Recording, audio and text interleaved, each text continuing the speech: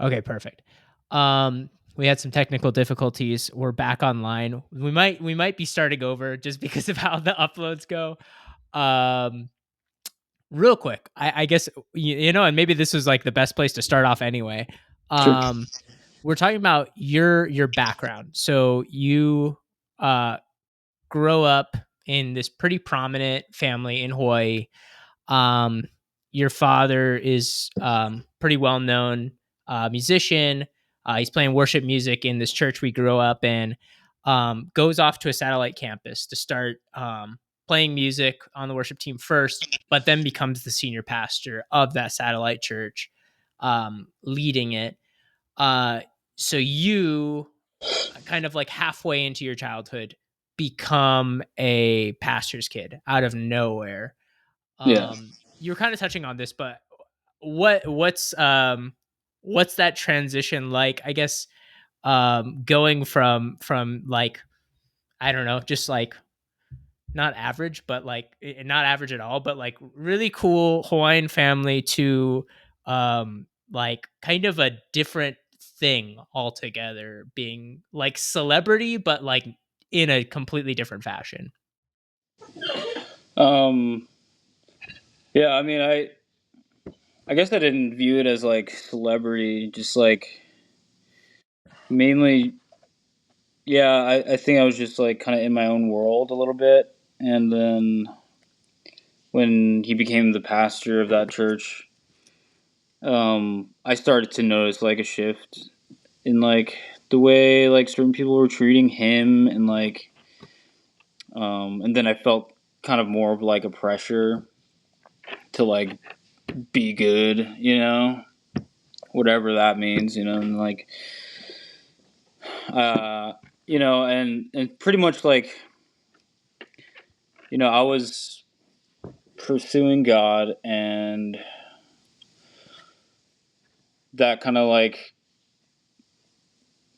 kicked me in the ass and was like, oh well, now you got to dig deeper and like figure it out, and like pretty much for myself, and like I don't know, I just felt a pressure to be like even more educated on the word, and like be deeper and like have a deeper relationship for myself. And then I mean, I think that's like what the transition mainly did.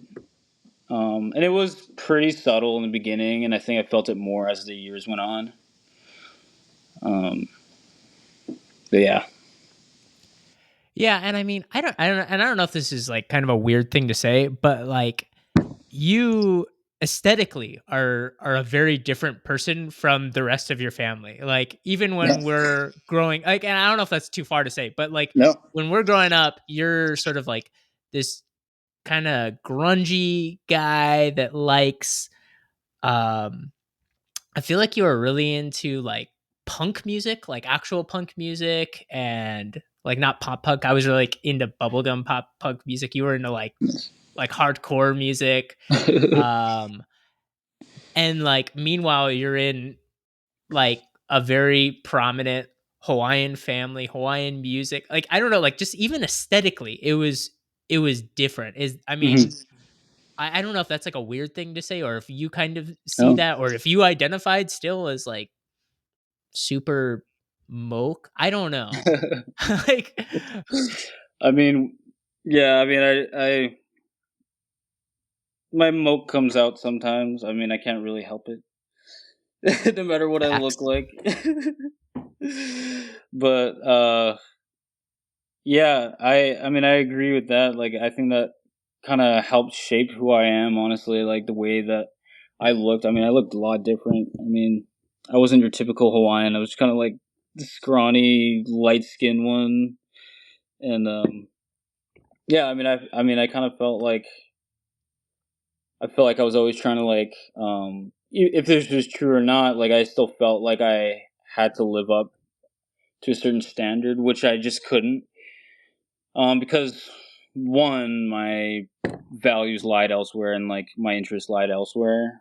And two, like, yeah, I just looked different, and I found, I guess, solitude in people that were also different, which ended up being like the metalheads and like the punks, the skaters, and the artists, like the weird like outcast crew of like middle school and high school. Like I felt like I belonged there than like a football team or you know.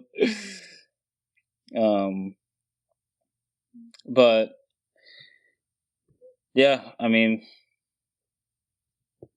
yeah, it did. It did. I feel like it did affect me, and yeah, and I agree with that for sure. Yeah, I mean, I don't know, and like maybe that's like super problematic for me to say like you didn't come off as the most like moke action person I ever met, Yeah, but like honestly, like I feel like we used to talk about whatever punk music or hmm guitars or skating or whatever, and for sure. I don't know, like I wouldn't expect to necessarily have that conversation with like my Polynesian friends on the football team or whatever, Sure. like it was just like Yeah. you were like certainly like a different and I was always very curious about that because I think um there was just a certain type because I actually played a couple of times I think and it was maybe with you at your dad's church and I feel that there's maybe a certain culture that you just kind of came out naturally, emanated from just like doing ministry with him and the rest of your family. That I mean, there was like I mean, maybe I don't know if there's like a disconnect or if that's fair to say, really, or if it's just like you were just like kind of like a different person altogether and whatever. hmm Um, Yeah. I mean, I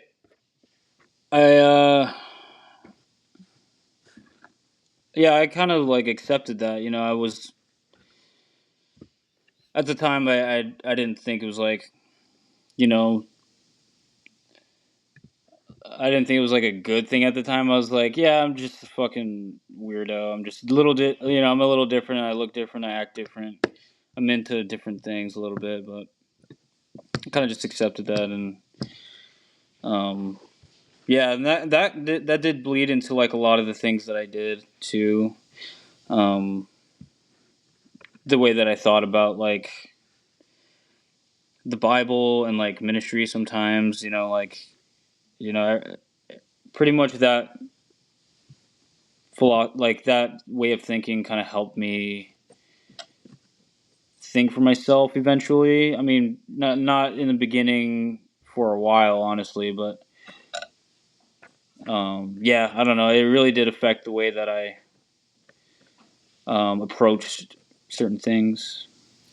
yeah, in what way? I mean, that's kind of interesting. Like this sort of like outcast kind of personality that, or not personality, but like this. I mean, just then maybe sort of the reality of you being kind of an outcast in the way that maybe you presented yourself or whatever. Like what? How did that manifest in the way that you interacted with the Bible or with church or whatever? Um, yeah, like so. I think it was just mainly like it was in the forefront of my mind a lot. Um, until like I resonated a lot with like um, people that were quote unquote like unacceptable, like at the church, or I don't know, like whenever there was somebody like on their own and like there's a group, in a social setting, like if anybody was alone, especially like at a church, like I would go up to them. I'll try to go up to them and like have a conversation, or I would like the least liked person or something. I would try to like be friends with them, or when it came to like the Bible, I always wanted to understand like what it really meant, and I think that's well. There's a couple of reasons for that, and I think one of the reasons was just because I felt like I was unheard a lot of the times. Um, so like I feel like I was trying to understand the things around me for what it was. rather than just taking it for face value. And I don't know, that seems to be like a common pattern throughout my journey, I guess. Yeah, I mean, I'm really interested in. So I mean, like you're telling me that you're feeling kind of outcast, so that creates this inner compulsion to go out and reach outcasts in the youth group or the church or whatever. Um, and that seems, I mean, like I don't know, like I know you're saying that like you had and earlier you were saying um you had like a difficult time kind of reconciling scripture and that sort of thing. But I mean, that seems to coincide pretty well with scripture, don't you think? I mean, like this inner desire to see people who are on the margins welcomed in and become um like one with the community. For sure, yeah. Yeah, and I think I feel like the more that I did that, the more I like began to develop like like a I don't know, like a lens in the church of like just pretty much like analyzing the church. Like the more I did that, the more I'm realizing like, yeah, I mean, this is what we're supposed to be doing, so why aren't we doing it? You know what I Mm. mean?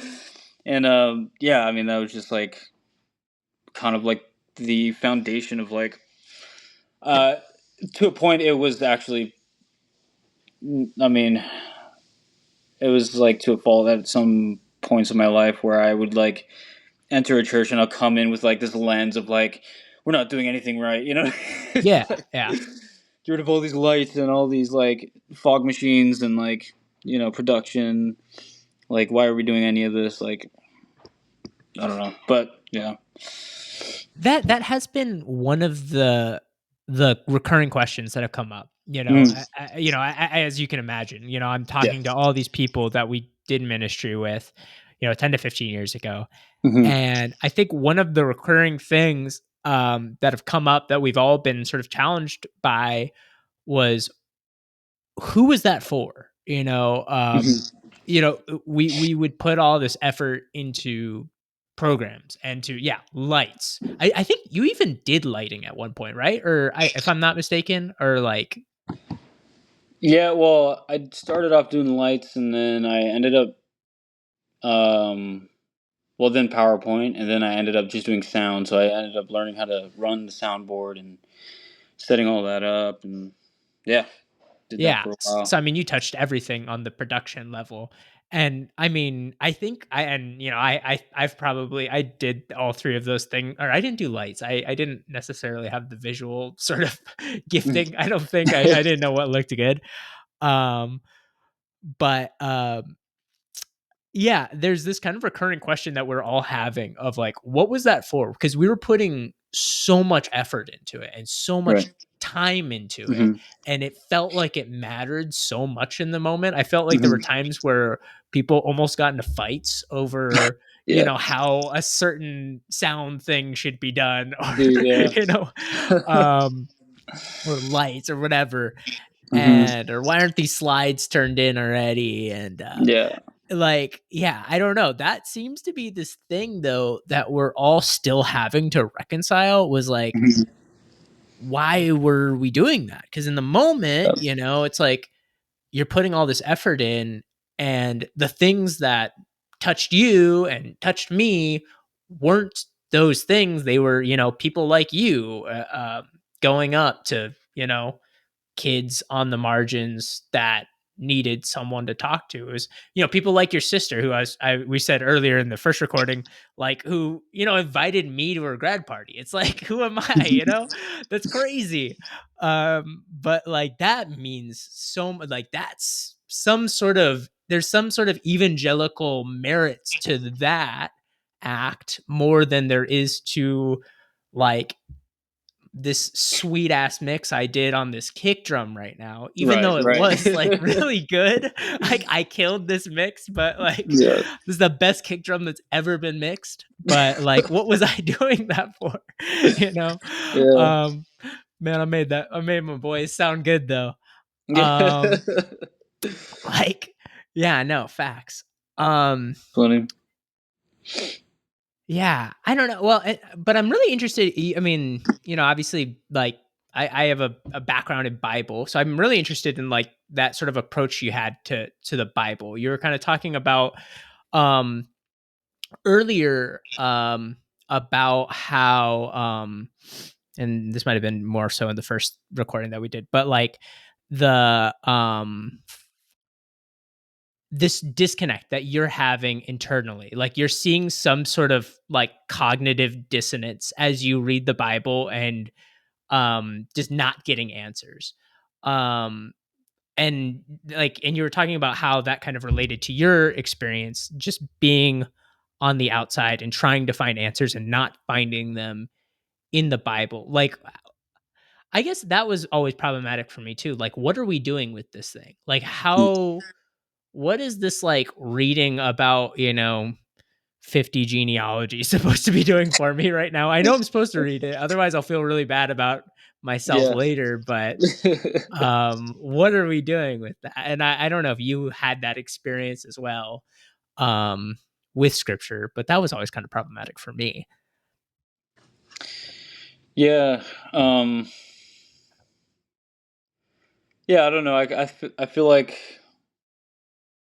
I mean, there was that point where I was questioning a lot of things that didn't make sense, and then when I started to receive those answers of like ask God when you die, pretty much. When I That's the started craziest receiving, answer, by the way, dude, that I've ever heard. Like, yeah, like I'm sure that came from some loving people, but no, that totally. answer is bonkers. Yeah, they were doing their best, and yeah, it just messed me up for a while, and yeah, and but yeah, after hearing that so often, I eventually just gave up and like took everything for what it said. Um, I mean, yeah, I would like look at the Hebrew word for this or the Greek word for that, and like really try to understand it, and then like, but like pretty much what it said, I was like, yup, that is 100% true, no matter what. Like, I'm not gonna like question if it's true or not anymore. Like I can figure out the answers if I need to, but like the things that I don't understand, I'm just gonna believe it. You know. What were So some of those internal beliefs? I'm curious. Like, because you're having doubts, but eventually you're just like, this is almost like the mental exhaustion from like trying to figure this out through reading this book is mhm. too much because no one's explained to me how this works. Like, what are some beliefs that, like, internal beliefs that you begin to just incorporate into your life? um, like things that I could understand and I just believed them. Yeah, I guess so. Yeah, yeah, like pretty much all the miracles. Like I was like how the fuck does this like how do you like literally change water into wine? Like how did Jesus literally walk on the water? Like these things like blew my mind, and I didn't. It was hard for me to like wrap my mind around them, and I just believed him. I was like, okay, well, he's literally that powerful. Like he can, yeah, he can walk on water and change water into booze. It's like that's the power that he had, and that's like something I just got to believe in, and for my own life. Other things like in the Old Testament were also in that category for me. I think like Genesis, like the creation story, like that whole thing. Like, how do you create all this in 7 days when like there's carbon dating, like dating it way further back than what this book is saying it, Um, yeah, and like yeah, just a lot of like wild things that just seem like some artist thought of himself, And those are the things that like I kind of just like took for what it was, and like yeah, that happened. I don't understand it. I don't get why, but I'm gonna use that for like my faith. So like after like not asking any more questions about things I didn't understand, that's when I used those things to like fuel the faith that I had. So I just believed it. So I just believed that, if if my heart is right and I've done the correct steps and I've have the right intention or whatever, I don't know. But if I've done these things, um, if it says it in the Bible that I can receive these things, then I believe that I will. Like if those things are promised to me, if I believe in it and I do these things, then yeah, I believe in that. What are some And of those things? I'm curious, like the miraculous salvation, like what are some of these things that you feel like now are being promised to you through these sorts of kind of like it becomes kind of like outlandish sort of stories in the scripture, I guess. well, I think for me at the time, I think like things like hardships, things that like against logic that I shouldn't be able to succeed in the things that I would like to. Um, Believing in those things, I feel like I had the faith to achieve the things that I wanted to achieve, or like healing for certain things. Yeah, a lot of like miracles and like pretty much anything that like defied logic to me, or like a lot. There's a few times where, for example, I used to preach at my old high school, and for like the high school kids during the lunch break, I would go in and I usually would like bring in food for all of them to like lure them into Jesus Christ. No, I'm just kidding, but just make it appealing to them to like come and like learn about the Bible and all that, and pretty. And there was like one point where I was like strapped for cash and like I didn't know what I was gonna do, and like these kids are like they pretty much come and they stay for food, and a lot of them get a lot out of it, but I was like, man, I'm gonna come in empty handed. So I think I like prayed or something, and then like I had this like I don't know, I had like this feeling to like look in this book that I hadn't read in a while, and then like in there was like this envelope from my grandma. I call her Tootsie, and it was like $50 for I don't really know what it was, why I had it, and yeah, I mean it was like stuff like that where I kind of use like those were the things that I like kind of used it for. I guess I'm not too sure. Does that like answer your question at all? Yes. So yeah, I'm kind of curious even like about that instance. So is it in your mind when something like that happens, are you now, I guess, in the present, are you looking back on that and you're like, "Oh, that was the miraculous?"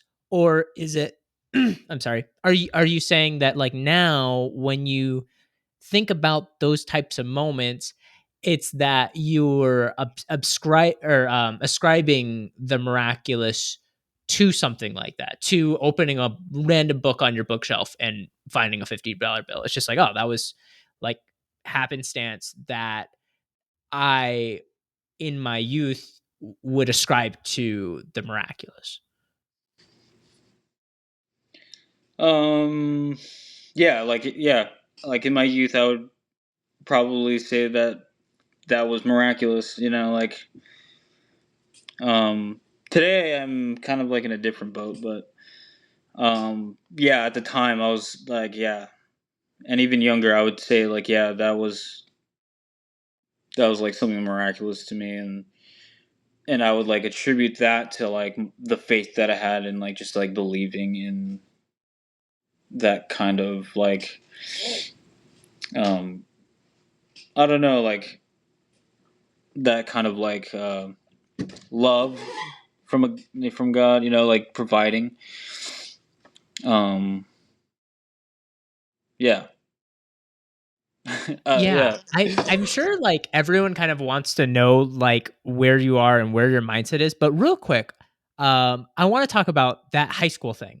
So sure, you're and I don't know, like, you're kind of saying it nonchalant, but that's a bizarre thing, right? Like, yeah, you're, what, 16, 17 years old, and you're trying to pay out of pocket to, like, give pizza to high schoolers and then preach the gospel to them?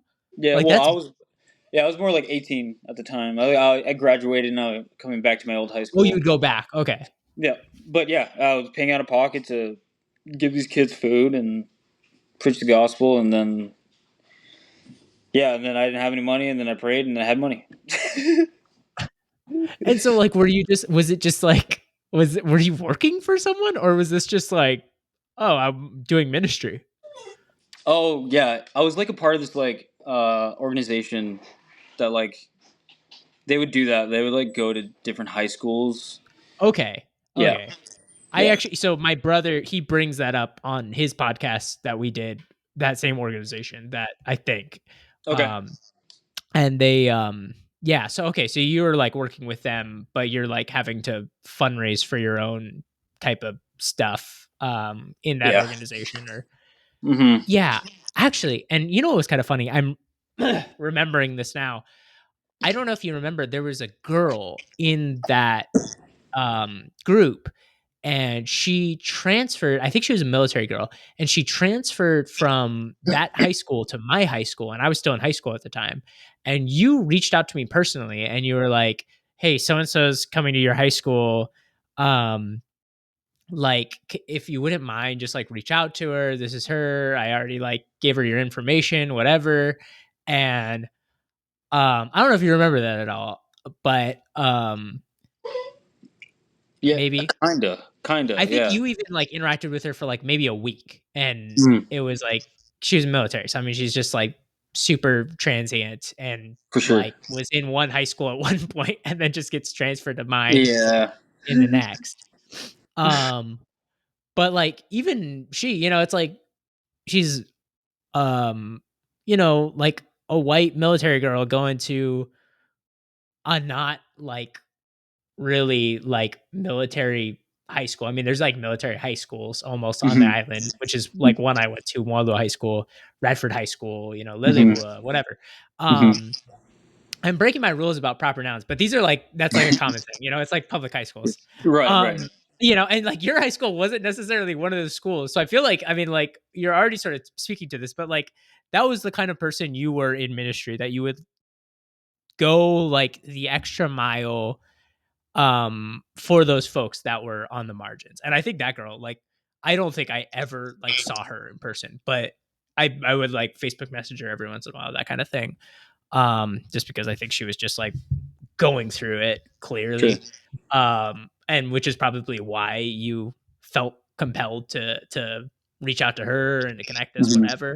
But I don't know, like, that was the way you did ministry. I mean, you were, um, someone who had, um, what might be called, I guess the 50-cent word for it was, like, this preferential option for the poor. Like, you had this, like, you saw that there were people, they were good. They were, like, part of the community, whatever. They're fine, they're covered. But you were, like, one of those people to always go out to those people on the margins, to maybe not poor, like, economically, but poor in spirit, like a different type of poverty, like a poverty of, like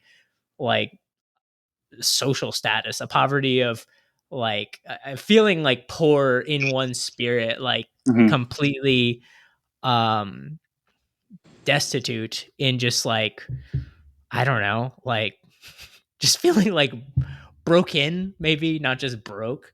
Mm-hmm. I feel like that's just the way that you interacted with people. And I don't know, I feel that that was unique. That wasn't necessarily something that was maybe valued. Mm-hmm. I don't know, maybe that's not your experience. Maybe you saw that happening all the time? Um, yeah, I mean, I think looking back, that's like, I mean, seeing myself today and like looking back at it from this point of view, like it's definitely like a part of who I am. Like I realize that, and like just anybody that's hurting or like even alone or just needs like in need, like I always feel like compelled to like at the very least listen to them, or like sit down with them, and yeah, I mean, shit, even the people on the streets, like I did feel for them and I love them. I actually hung out. Funny story. I don't know if this is like it relates, I guess, a little bit, but back in like 2015 or 14, I would like close out my coffee shop around like 10:30, and I would like ride my moped back home. And I used to live like like near Aala, like Chinatown. Like yeah, it's pretty rough out there. And then there's like a shit ton of homeless, and like I would like take all of the pastries that we were going to throw away, and I would like bring it over to like this sidewalk of like 10, 15 homeless people, and I would just drop it. After a while, I would just like they like invited me to like sit down with them and like have a beer, and like I was like over there. I was just over there, just like fucking drinking a 40 with like a couple of homeless guys. Man, that's cool. But then after a while, like it was really interesting to me. Like there was one time where it was like Thanksgiving or something, and I was passing by. I was going somewhere, but I was passing by that street, and I saw one of the guys that I knew, and I waved at him. He waved back, but he was calling me, so I turned around my moped, and I stopped and I parked, and I'm like, "What's up?" And then he was like grilling on this like makeshift grill, bro. Like he's like, "Yeah, I'm making chicken for Thanksgiving," and I'm like, "What the?"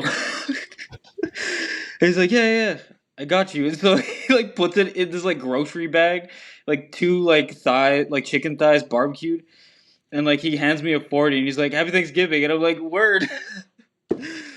I did not get sick, which is a good thing. Really? But That's Providence. dude, I know I was kind of lucky, but I was hungry too, so I was like sick, free food.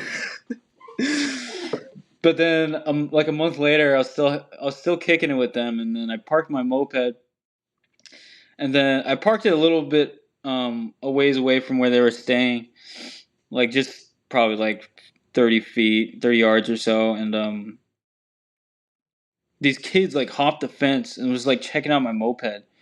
And then one of the guys like stood up from his camp and like bust out his switchblade and started like, what the fuck are you guys doing?"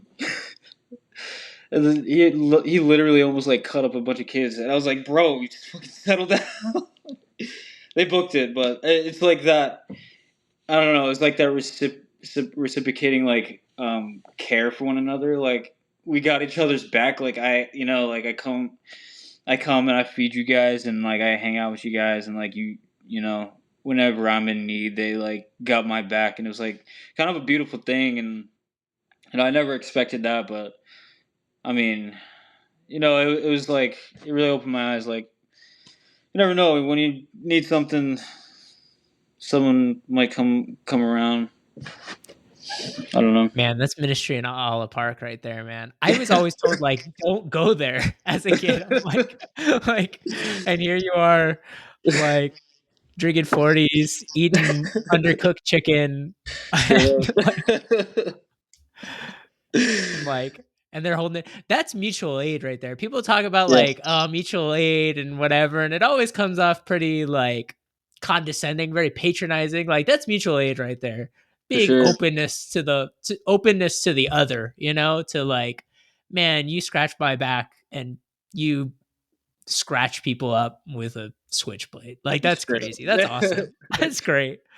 My man. Um, yeah, actually, I think I remember you, me, and another guy, and like there were um tons of folks who were homeless in Kalihi, and we'd always pass by them, whatever, Sand Island, and I remember like you two, like you were just super willing to, like we were going to McDonald's, I think, and you're like, oh, you guys want anything? And I mean, I don't know, like I don't know, that was just like not in me, and I was probably more able, like you guys were probably adults at that time, and you're on your own, but like Mm. I'm like chilling. Like I probably could have, but like it wasn't in me to be like, "Oh, do you guys want a McChicken or whatever, or a Big Mac or like?" Mm. I think they even said, "Nah, we're good. We've got lobster," or something like that. Like, Oh just take the shit. McChicken, man. And I think you ended up you and this other guy ended up getting McChickens for him, which was pretty cool still. And I was like, I don't know, like I'm just like unwilling, and Mm. I always really admired that about you and that other guy. Just like, and he probably got it from you, honestly, like that willingness to just kind of like give the shirt off your back for someone. And I don't know if there's a lot of people that would have done that, or were, because like the ministry we grew up in, where we're doing ministry, I talked about this with Shawnee a little bit, but there's like I felt like there was a disconnect. Like we were doing ministries in this extremely poor area of the island, and I don't necessarily know if we catered to them. Um and even, and it's interesting because the satellite campus that your father ends up becoming the pastor at is probably one of the more wealthy parts of the island, but still, even there, you're drawn to um the poor, like in whatever poverty that looks like. I don't know. Did you feel like a disconnect there? Did you feel frustrated with the disconnect there, or was that just something innate in you to be, I don't know, like just a empathetic kind person? uh, in, did I feel a disconnect where I was I like guess just generally. location? I mean, like where we did ministry together, Mhm. where we, the sort of like vibe in Christianity in Hawaii generally, Mhm. because I feel like it was all very similar Yeah. in that like there was this like catering to middle class, upper middle class Mhm. um folks, and there were people that were doing that work, but that was almost like a separate thing. Mm. Yeah. Yeah, I mean, I did feel like there was a disconnect. I mean, I did fall into like you know, there's a point where I did fall into like, feeding the homeless, like take a selfie, like look what I'm doing, like I'm out here. But like I think there was like yeah, there was a certain point where I was like, I don't know, like are we even like doing anything about, like as a whole, like do we, I don't know, do we cater to their needs, or are we just doing this for like the what they call clout now? Yeah. you know, and yeah, yeah, definitely. I mean, but yeah, definitely in the beginning, I was like, let me bring my camera so I can make sure I document this moment of the church reaching out to the homeless. Make a really dramatic video about it too. Yeah, but I mean, I think you were like, even then it grew into being something incredibly authentic. Like, Yeah, I try. um, I don't know. It's like um you eating like chicken that you got from a homeless guy is like the modern day equivalent of Saint Francis going out and kissing the leper. It's like it's one thing to like do sort of charity work, to like give to folks, to like hand out a meal, whatever, but it's another to like encounter that person as and to not other them, to Mm-hmm. encounter them for who they are and to recognize their humanity. Like I don't know, that it seems that like even if you went into it like I don't even know if you were looking for clout. You were just like a creative dude. But like it grew into something that's incredibly authentic and incredibly humanizing for that person, but also for you. Like you become more of a human through this interaction with this person, Um yeah, so I guess I guess it seems like you are in a different place though than you were then. Yeah. Um maybe carrying some of the same. Oh, we lost him again. He'll come right back on though. We're going to keep this running. He's going to come right back on. I know it. I know it. Believe. Believe.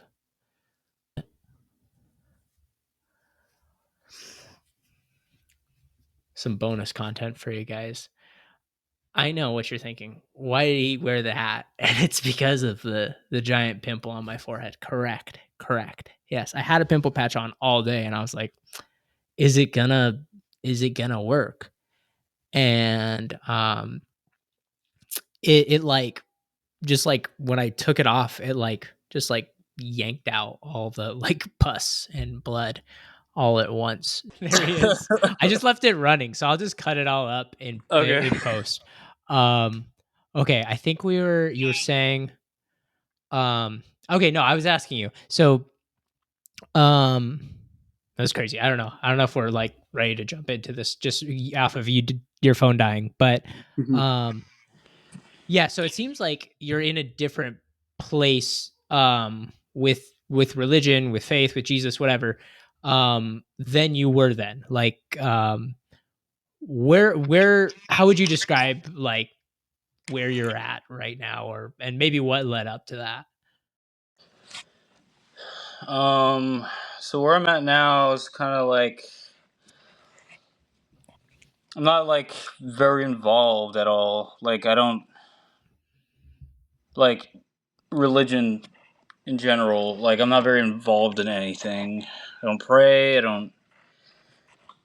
don't read the Bible. Like I mean, yeah, I just don't do anything anymore. I kind of just live my life and like everything I do is like very logic based, like evidence based.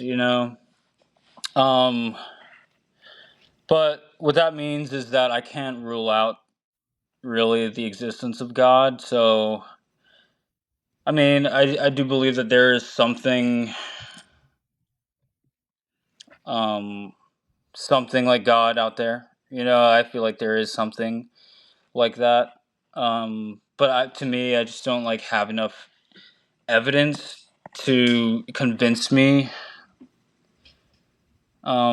that it's like the Christian God from like the Bible. Like, nor do I have enough evidence for a different kind of God. You know what I mean? Like I mean, there's more evidence to me that there's like a Christian type of God or like that um, type of being than there is for any other type of God. I think. But still, I don't know. I started off last year very gung ho about trying to revisit that faith because I think faith right now, and I've described it earlier, like faith was kind of like the biggest thing for me. Like that was like the engine that kept me going, or I don't know, gasoline that kept me going. And now I don't have any of that. That's probably like the biggest obstacle for me, just because of what happened. And I'll explain. Um, this goes back to like 2019. Around my birthday in 2019, I kind of like my depression dipped pretty bad, and it kind of lasted me for it kind of stayed that low for a while. I'm not too sure why. I don't know, but yeah, I was just kind of like in a dark place. I was heavily involved still. Like I was the worship leader at the time for my dad's church, and um, my wife at the time, she was helping me with sound, and yeah, and I was setting up church. I was breaking it down. I was, holding Bible studies. Um, yeah, the whole 9 yards. I was giving sermons, all that. I mean, yeah, I was wearing so many hats, and I think that may have been a factor in it. But I think over time, from October to, which is my birthday, to like, Thanksgiving is where I started. Like after Thanksgiving, is where I started to like, bring up, oh, Christmas service. Like, oh, Christmas is coming up. We should. I know we want to do like this big old thing for Christmas service, so we got to start planning now. And then,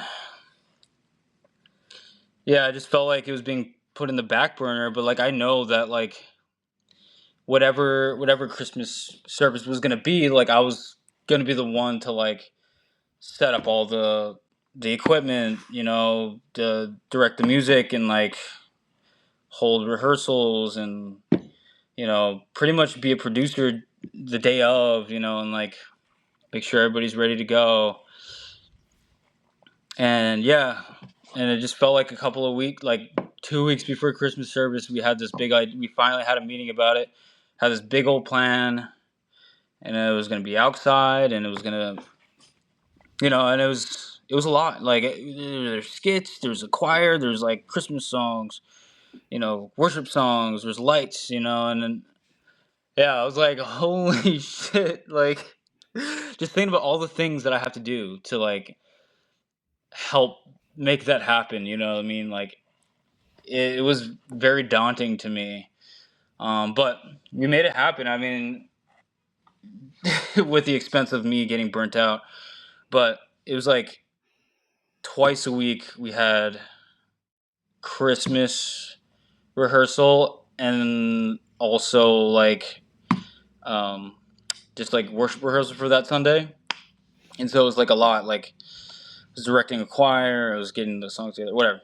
And I was learning my parts too because I was playing guitar and piano. Like, but the day of, um, all of this kind of like led to this one moment of like, I get there early. I help set up the sound, the projector lights, and then it was just really hard to like. Everyone was in a good mood, which is, I mean, yeah, it's great, but it was really hard to like get them to stand by. It's like we're about to go up. You gotta stand by. You gotta be ready to go, and it was like really hard to like gather everybody.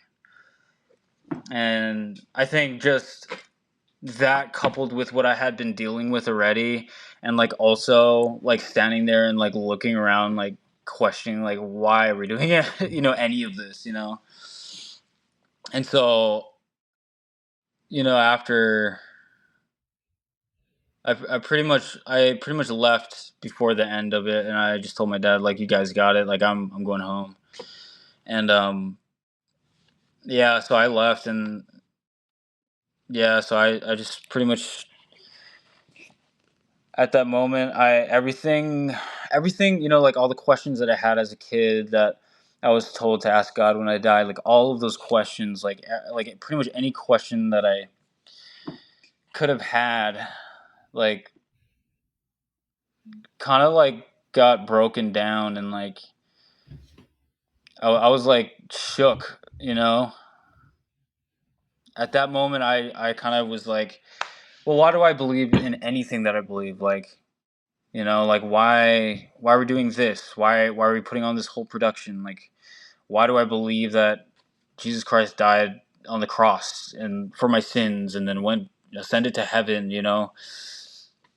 Like, why, why do I believe in that?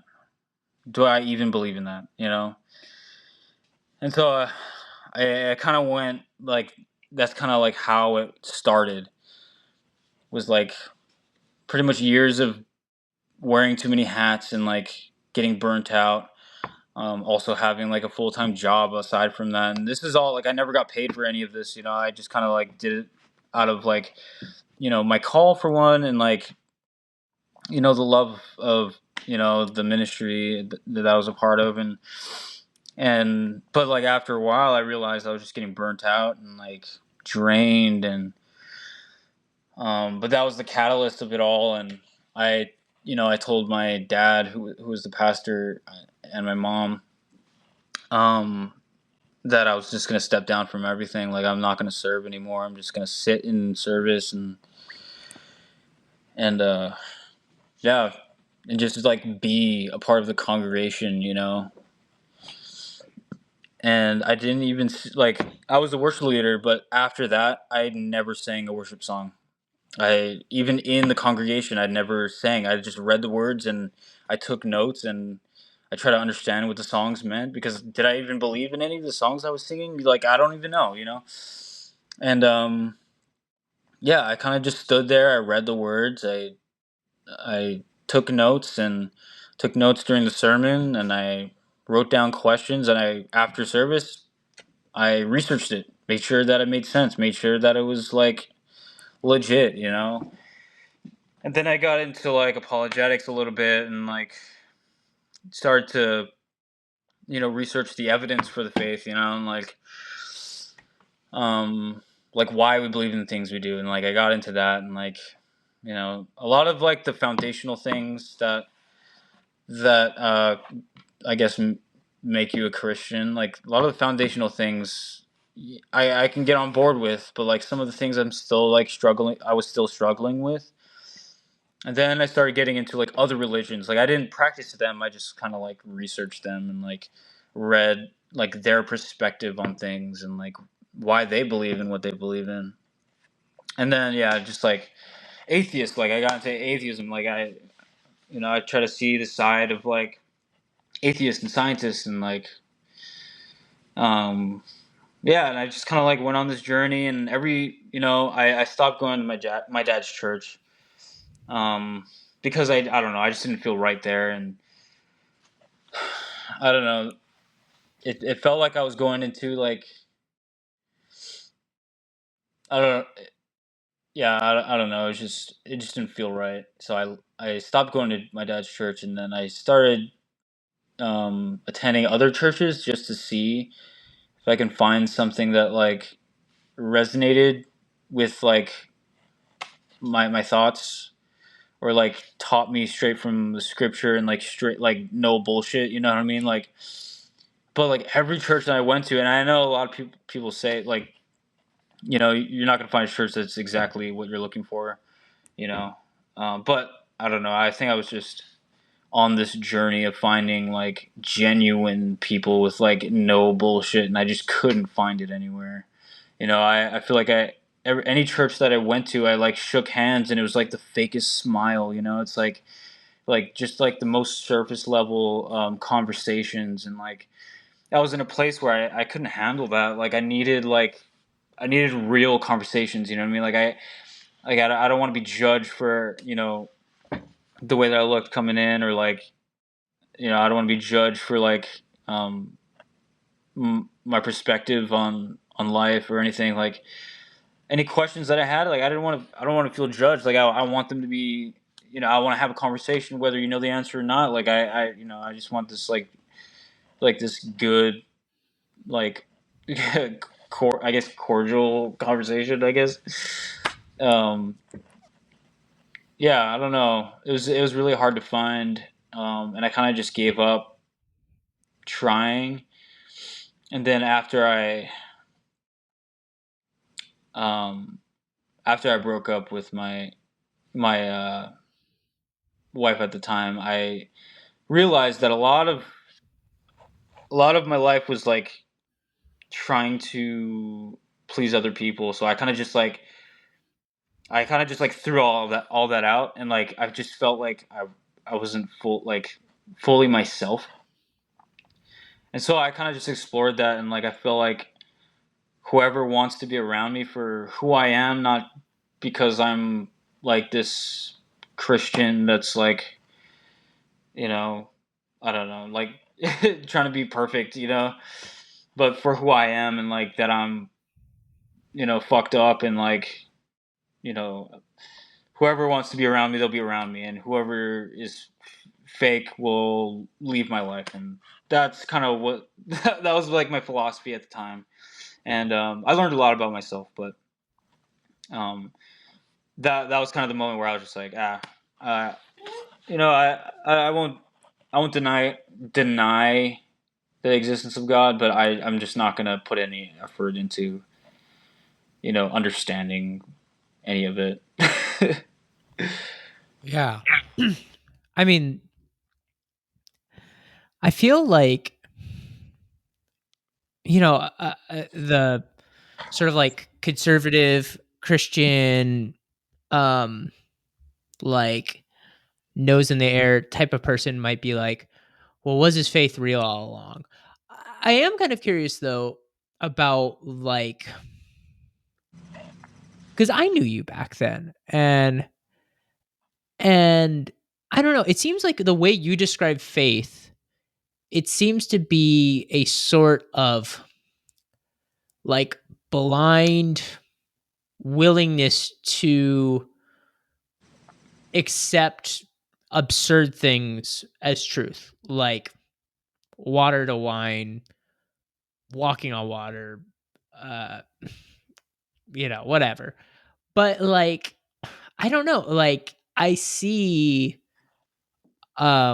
faith, this like through, and I see prayer through like who you are and who you were when I knew you. And like the person that, goes to All Park and like hangs out with homeless dudes and like I and or who sends some like outcast girl to the trying to find her a friend. Like I I don't know, like faith, I don't know, like it's like like what, I mean, I guess I'm trying to avoid being the, cuz like obviously I'm still like faithful. Like I'm still I'm Roman Catholic now. Like I'm like I go to church every Sunday.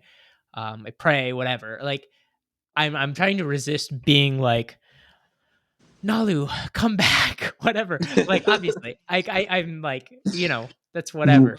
But I'm just trying to understand like, um I guess I'm really curious about like your psyche, like like your mind, the process going through your mind of like moving into this sort of evidence-based scientific look in the world, and how you saw that as antithetical, but at the same time really understanding and putting into work the message of Christ. And it's not mere like moralism. I don't think you're like mere like, because I don't think Christianity is just merely like doing good things and like whatever. Like I think you actually do have to believe, and you have to um I mean, you have to um I mean, it's kind of loaded, I guess, and Sure. especially coming from where I'm at and where the rest of my audience is. So I guess I'm just not going to super get into that. And maybe that's not really useful in this conversation. But like, I feel like you understood what it was to be a Christian better than others, and it's like incredibly unfortunate that like um I don't know, like that we were just stuck in a way of doing ministry that really wasn't congruent with how the Christian life ought to be. Um and like it seems like I don't know, like, the system sort of failed you in some way. I don't know, like, I'm more frustrated, than anything, and maybe that's coming out a bit, like, too much, and I'm being, like, incoherent right now, but that's, like, I don't know, like, that's just how I am kind of taking the situation, Mm. if that makes any sense, like Yeah, yeah, yeah. I mean, yeah, I kind of like viewed, I guess, my journey in like different ways. Like, I look back, you know, not recently, but like, well, I guess like about a year ago, I would look back and like think about like, was it like actually like God, or was it like the people? And it's always the people. Like, it's always like the fucking people that ruin shit. You know what I mean? Like, it's always. I mean, we're all broken. We're all like fucked up. We got these bad habits and like trying to, insecurities and all that shit. And it all comes out. I mean, no matter how many times you like, put a mask on, it'll come out, whatever. And I think I just had enough of that, and there's a lot of it in the church, especially like in the Western church. It was like way too much for me to handle. Um, so I understand that a lot of my distance was a product of like the people, you know, and but I think through that, like it like kind of surfaced a lot of like, I guess I don't really know what to call it, but just like my struggle um with the truth, I suppose. Yeah, like something clicked in me where I was like, do I actually believe in what I'm saying that I believe, and what I'm preaching that I believe and other people should believe? Like, do I actually believe in that? And I think now, then like approaching the gospel and the Bible and God through this new lens made it harder for me to believe in things. Like, yeah, I do. I mean, there has to be something beyond. You know, it wouldn't make any sense if there wasn't, and everything just kind of came out of nothing. It doesn't compute to me. There's a lot of things that I've experienced that I feel like I just I want it to be miraculous, so I'm just gonna keep it as miraculous. Um, but yeah, I don't know. There's a small part of me that kind of wishes that I almost was in the same place as I used to be. But I think majority of myself is proud of where I am now, just because like I'm thinking more for myself, and like I'm kind of viewing things more objectively, and I mean, yeah, I'm more cynical now, but like I like that better than being more ignorant. Um, because I feel like I was ignorant. Like I was taking things as they were, and I was kind of just, whatever the Bible says, yeah, I'll just believe it, whatever.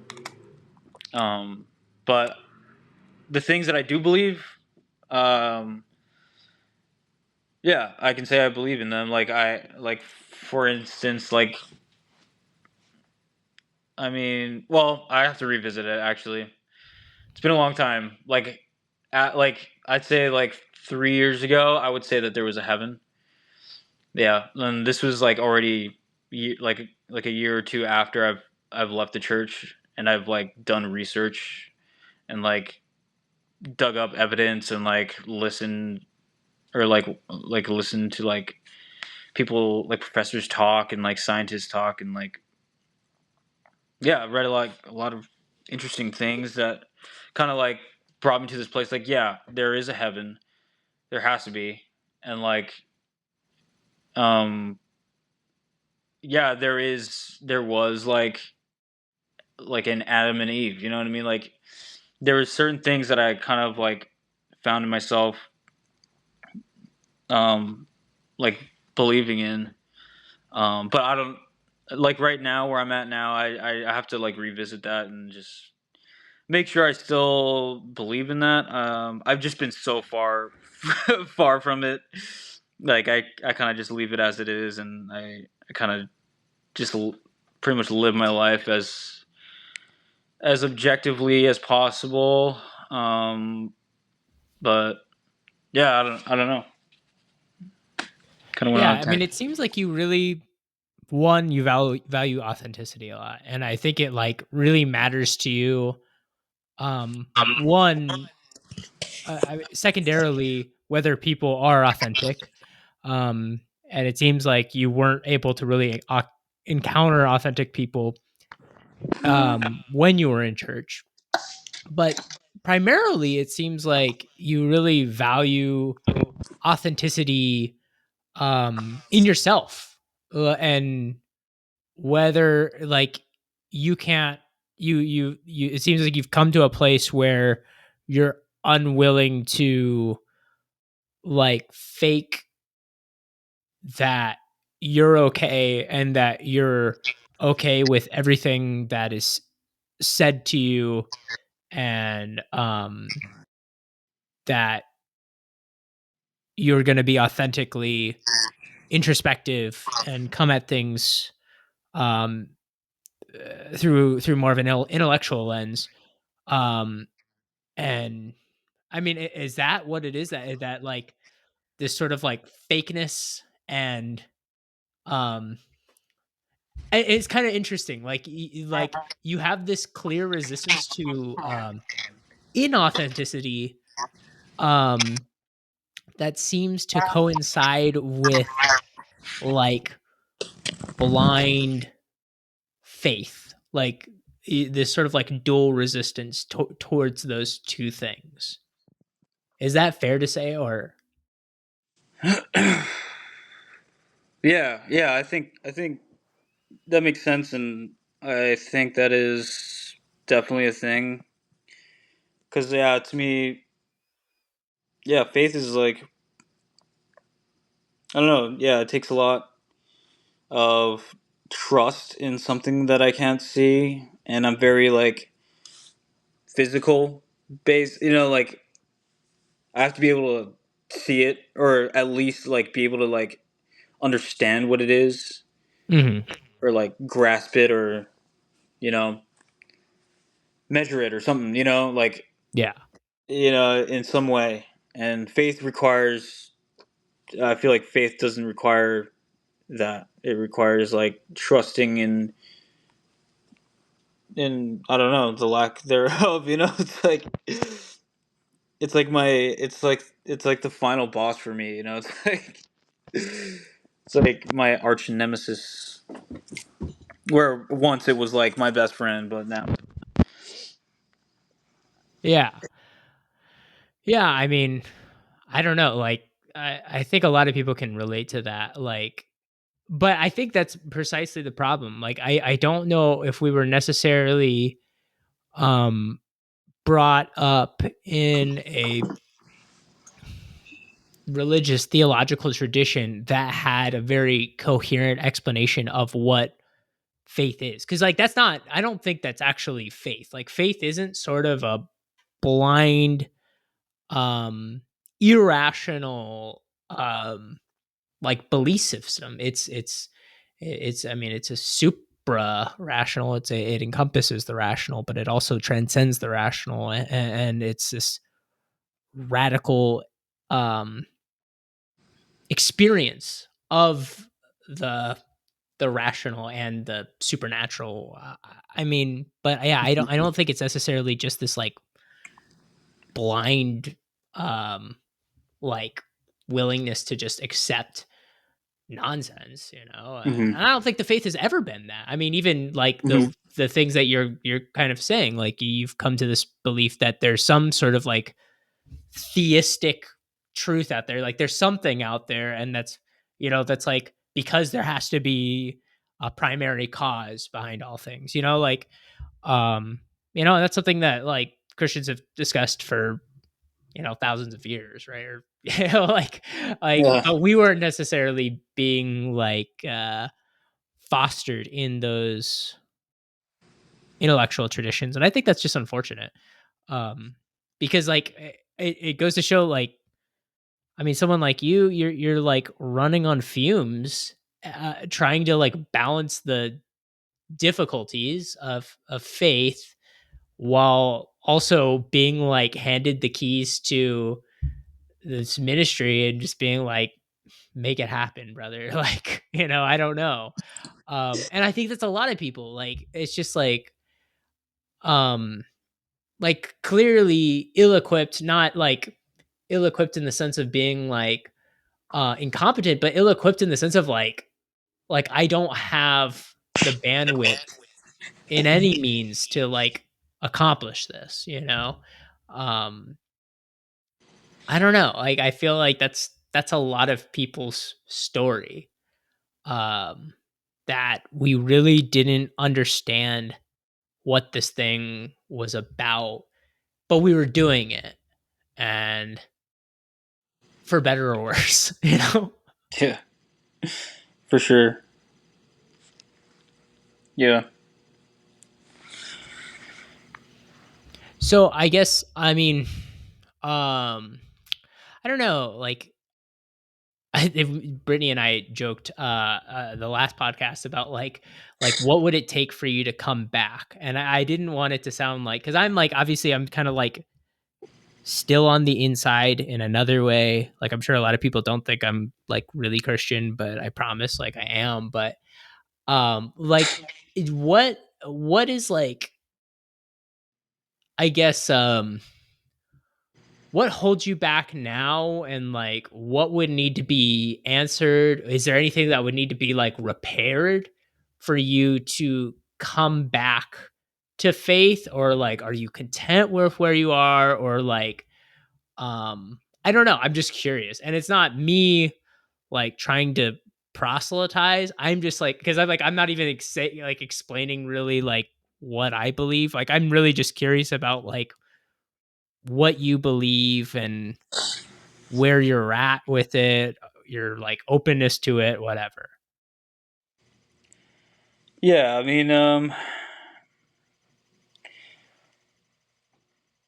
I don't really know what it will take, but I mean, probably a lot. Yeah. Like, I when I moved out here to Billings, I told yeah, I told one of my closest friends back home before I moved. Um, I told him, yeah, when I decide to go, it'll be like a hail mary for me and like God. I think it'll be a good time for me to like just really dig deep and like figure it out. And man, I really tried. Like I put like um well, I was invited to churches, but then I didn't want to like compromise like who I was, so I would wear like my battle vest to church. So like all my patches, and like I had this like Ronnie James Dio patch on my back, and like this one of the local bands in Hawaii, they have like an upside down cross. I was walking to church like that, and like, dude, I mean, I don't know. There was one church that I actually didn't give a fuck. They're like, Yeah. "Hey, what's up? How you doing?" Like, "Hey, what's up?" But yeah, a couple of times I would go in, and I would just get like weird looks. Nobody would talk to me, and but like I would actually sit down, and I had like a notebook of like um, I would listen to a shit ton of podcasts. I had to study Bible, and I would like really like get into the Word again. And it had been like fucking years since I've read the Bible even like, and yeah, I was really getting into it, and I had all these questions I would pretty much the same thing, except I went pretty hard in like taking notes during service and like writing down questions to research and also ask. So my mentor that I lived with in California that did Native American ministries, he moved out here to Billings, and that's why I'm here. Not not to do that, but help him. I helped him open a coffee shop out in the reservation. But yeah, I would ask him a shit ton of questions, and like I don't know, he would try to answer them, but there are questions that like I didn't expect to really get an answer, and if I did, I'd be very surprised.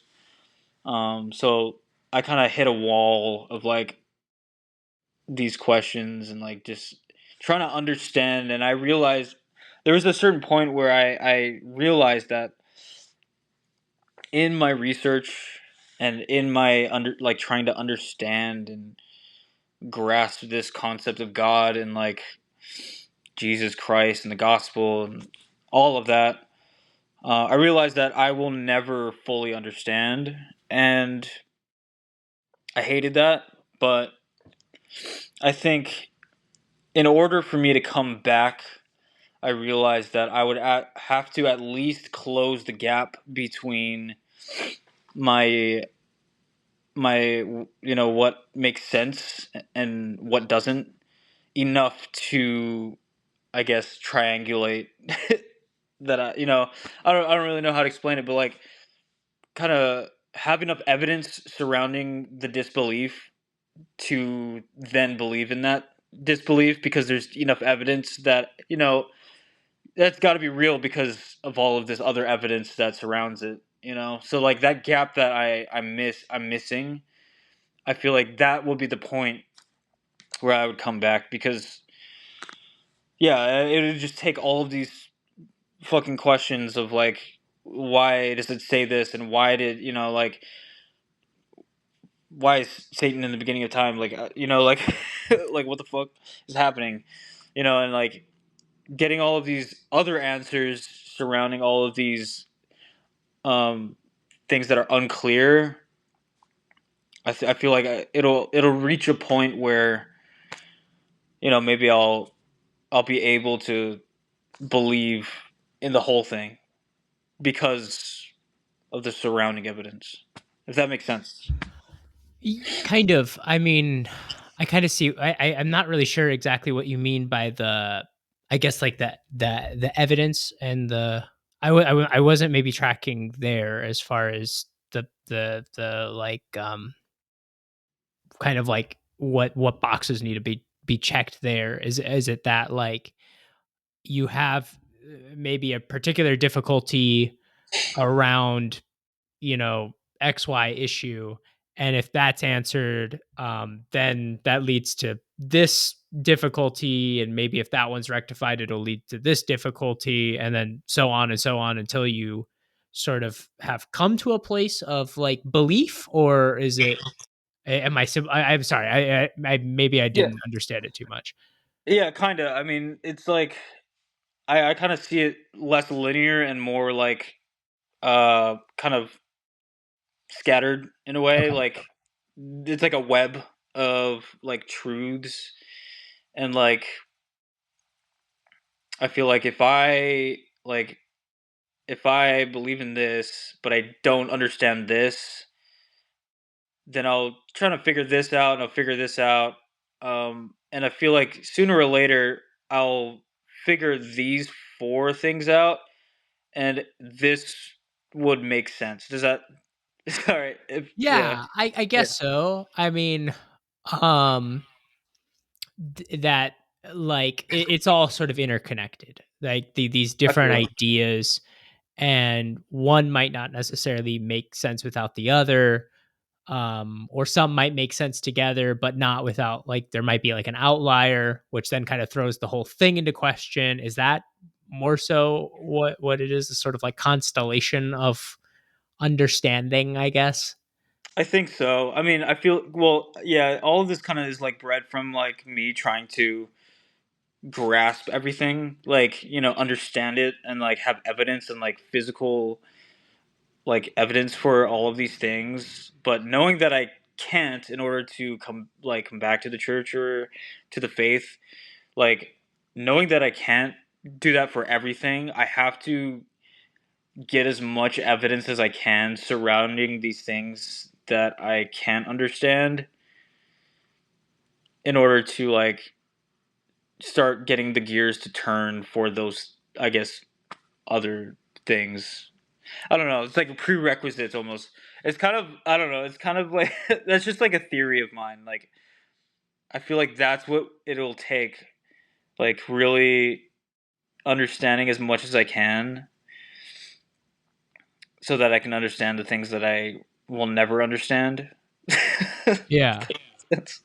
Yeah. Yeah. I mean, because even if you do figure out something, like more difficulties arise as a result of figuring out something. Um, and it's like, and I guess what you're kind of touching on, like if we're talking about things that are eternal, like then by nature, it's not necessarily something that can be kind of like killed and dissected and sort of just like plotted out Yeah. in a way that is all encompassing and sort of like boom, there it is, Yeah. like if we are talking about like a god, then God has to be, you know, in a sense unknowable. I Hmm. guess what's kind of funny and maybe like ironic is that you um you probably go into these churches and look like someone who is like completely closed off and wanting to like shut it down, like you're coming in with like a notebook and like vigorously taking notes or whatever with like a jacket on, but like ironically are like super open to like that's just like I just imagine that picture in my mind of you like going in and doing that, and but at the same time like this inner reality that you seem to have where you're like I'm like genuinely coming from a place of like curiosity and exploration and wanting to figure this out. And that's just I don't know. It's just kind of like funny to me because I'm sure people are not getting that vibe from you. If that's fair. I don't Yeah, yeah. know. I think that was part of like the fun for me though. It's like I come in Max. looking like a Satanist and like but like in actuality I'm just like really curious. Just like screwing with people. I mean, that's Yeah, yeah, fair. it's just funny, but like I I kind of want like people to understand like, you know, don't judge a book by its cover, it's like Mm, that was part of it. Like of course I'm not trying to like dress up in a way for that reason, but I kind of just went in as myself for that reason.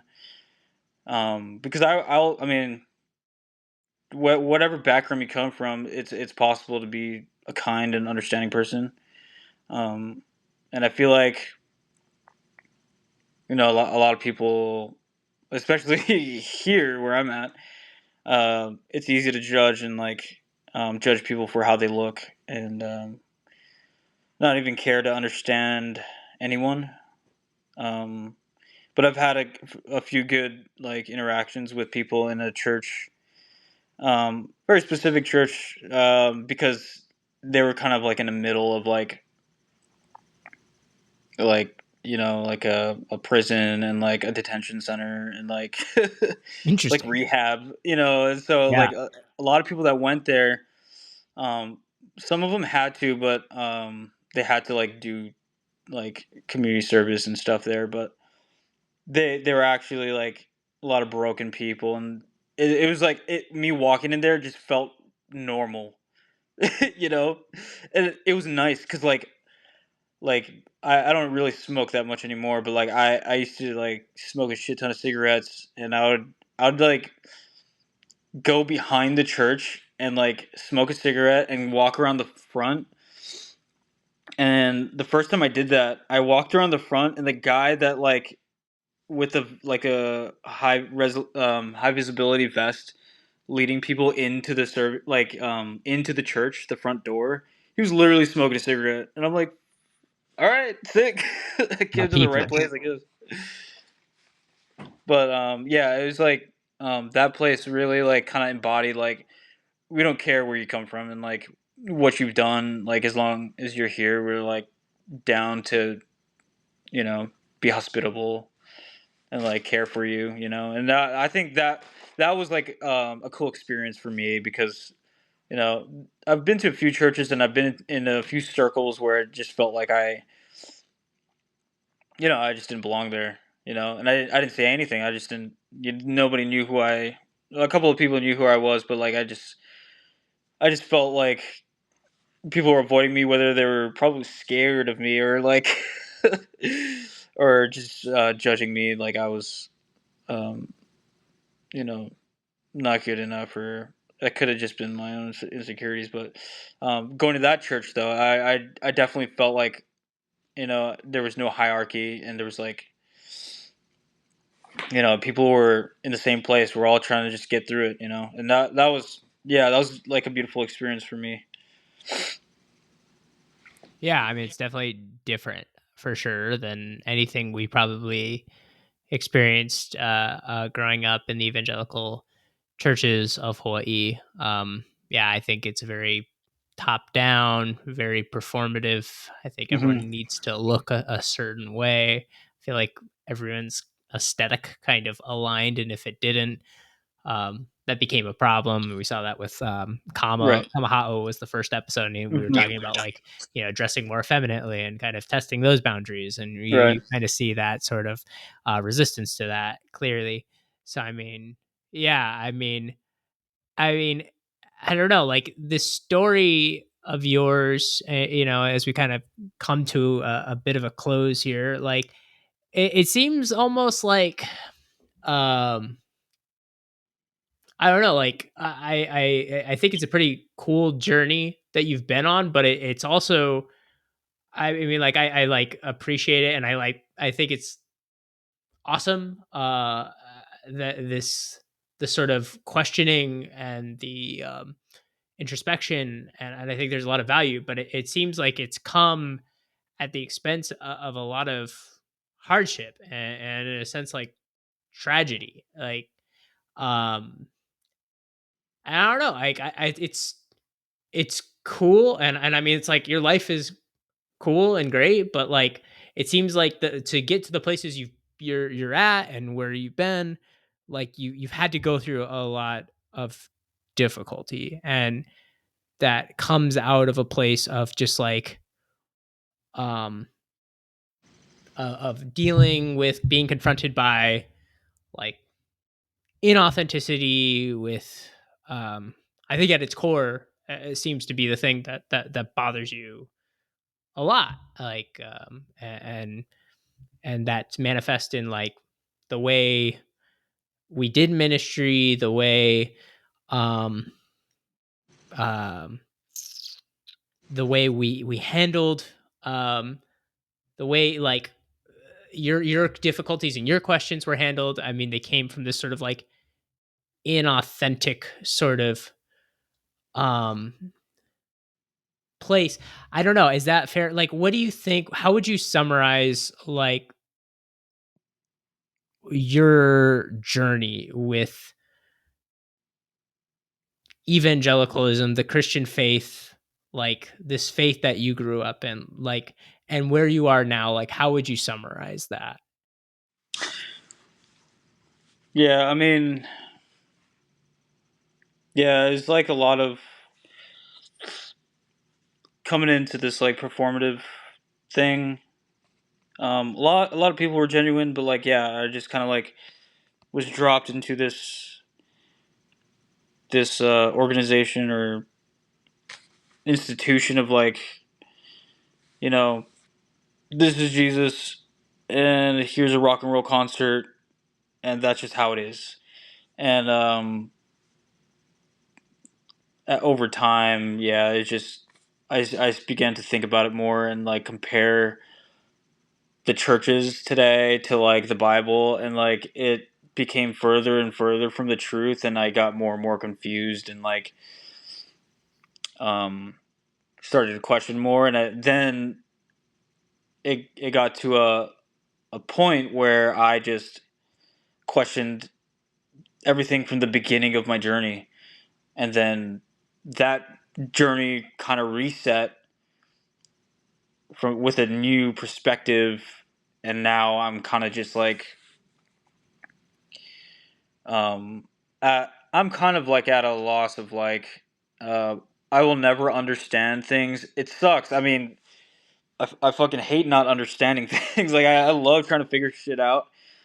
Um and so that's kind of like my biggest struggle right now, and I'm not really actively in that struggle. I've kind of just like been living my life, and it's been kind of nice, honestly. I mean, like I feel like I'm mentally kind of better, and like just even emotionally, I'm a lot more intelligent than I used to be.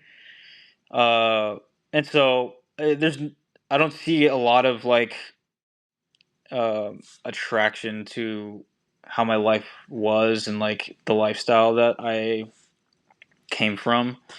Um, the only thing, I mean, I think there's always that like uh, that thought of like eternal life. You know, like what does that even mean, and is it even real? That death is inevitable. We all are born and we all die. You know, like and that's it.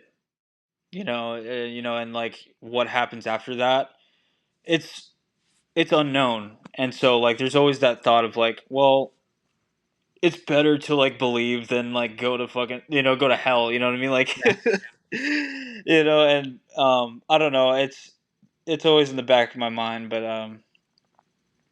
I'm just like not actively like in that battle right now. So that's kind of like the summary of my journey, I guess. Yeah. Yeah. Yeah, and that's fair, and I appreciate your like candor with that because I think a lot of people can relate to that. Like, I mean, of just one, if you were to go back, like it wouldn't be in the same way, and I think a lot of people can relate to that. Like, it's not Mhm. gonna be the same. I'm not the same person I was, um, and like, it's not like The Alchemist where you're like, "Oh, I was there the whole time. I just needed to come to my senses." It's like, no, I like had to go on this journey. And if I come back to it, I'm not gonna be the exact same person I was or whatever. Maybe it is like The Alchemist. I don't know. But I think a lot of people can relate to that. Like just this feeling of like, I don't know, hope, um but not exactly sure where that's located, um, and how to get there, but knowing it's there, and I don't know. it's I'm right there with you with the Yeah. difficulties. It's a hard thing, um, and it feels irrational at times, especially just like in light of all the difficulties and human suffering. And I mean, I'm right there with you. But yeah, I feel like to some extent, like like it's all I know, and For I sure. had to make it make sense, and Yeah. but yeah, but I think, and then there's other people like you, where it's just like, well, I'm like I'm okay with living in that sort of liminal space, maybe. Yeah. Yeah. Well, I appreciate your time, man, and Yeah. I'm eager to see what people think, and I think a Mhm. lot of people are going to relate. Do you have any concluding, closing thoughts, or anything you'd like to say to anyone? Because a lot of people are listening from a previous life. So if you wanted to like Yeah. plug anything or share like where you're anything with them, like if there's anything you'd want to say, like go for it. Well, yeah. I mean, I love all the people that I used to hang with, play music with at the church. Had a lot of good times. But yeah, I mean, just want to say, love you guys, miss you guys, hell yeah. Um, but other than that, yeah, dude. I mean, I honestly wish I had time to like hear about your story too, but We're another talking day. about maybe doing it, and yeah, even now I'm like I'm trying to like resist, it's like cuz it's just not useful and it's not like what we're trying to do. Like I'm like, Sure. "Oh, do I like share like what I think about that or whatever?" It's like I'm like constantly resisting that, but we're actually Hmm. like talking about doing one eventually. But yeah, it's like Nice. I keep like going through that in my head, but it's really like Mhm. these stories, they're your guys' stories and Sure. um I don't know, like at that those moments like you're the most interesting person in the room, so like I want to like hear that and the people want to hear that, so it's like I'll get to mine eventually, but yeah, I it's definitely like an internal difficulty for me Sure. to Yeah. not try and like vocalize everything about like what I think about something and Yeah. Yeah. And being like annoyed. understanding that from my side too. Like I know the purpose of this whole thing, and I like the whole time I'm resisting like asking questions about you. Like, No, like no, that's I mean, we yeah. could do that. It's like 'cause Okay. it is kind of I don't know, like that's a good point. Like, maybe it is like inauthentic to like resist that line of questioning. I don't know, that's a good point. Like maybe like cuz it's like we're trying to have a conversation and like it is kind of one-sided to some extent. Yeah. If I'm just like, "Oh, like what's going on?" It's all like yeah, maybe it is inauthentic to like yeah, I don't know. That's Well, something for me to think about, though. yeah. I mean, it's cool though. I mean, for one, it's cool to just catch up a little bit with you and just like have a conversation. And I think knowing the purpose behind this podcast, um, like it's fine with me. I just have this thing in me where I want to catch up with you and like see where you've been, but like that, yeah, that can definitely be another time. I just Okay, I'll pause this, and then we can talk, and then we'll let this upload while we're stopped, and okay. then okay, bet I'm gonna stop it.